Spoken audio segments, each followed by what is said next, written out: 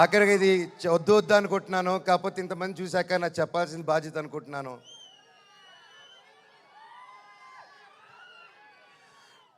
ఎన్నో ఈ మధ్యకాలంలో ఎన్నో జరిగాయి, ఎన్నో ఇబ్బందులు పడాను, ఎన్నో చూస్తున్నారు అందరూ.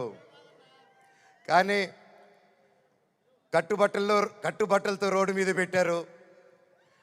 నా పిల్లల బట్టలు, మా ఇంట్లో వాళ్ళ బట్టలు ప్రతి ఒక్కటి చిన్నప్పటి నుంచి పెట్టుకుంది ఏది లేకుండా రోడ్డు మీద పెట్టారు ఒక ఊరికి వెళ్ళి వచ్చేసరికి.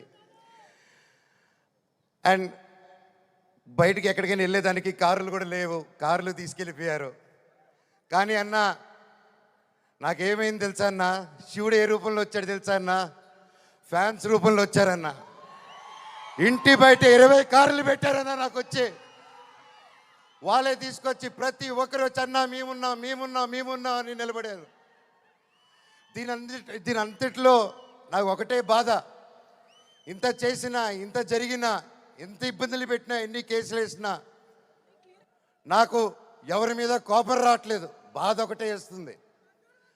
అది నా బలహీనతో, అది వాళ్ళ బలమో నాకు అర్థం కావట్లేదు. ఎన్ని జన్మలైనా ఈ జన్మకు మాత్రం నా కట్టగాలేంత వరకు నేను మోహన్ బాబు గారి అబ్బాయినే, అది ఎవరు మార్చలేరు.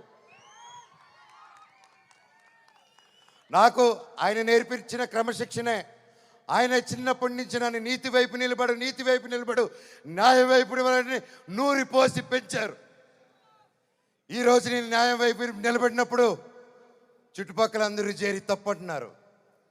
నేను మీ పక్క నిలబడినా, న్యాయం పక్క నిలబడినా అనేది ఆ బ్యాటిల్ ప్రతిరోజు. కానీ ఏదేమైనా, ఎన్ని జన్మలు ఎత్తినా మీరే నా దేవుడు, మీరే నా తల్లి, మీరే నా తండ్రి. మీకు ఎప్పుడు నేను బిడ్డనే. మీ దేవుళ్ళు ఎప్పుడు మా అందరికి ఉండాలని కోరుకుంటున్నాను.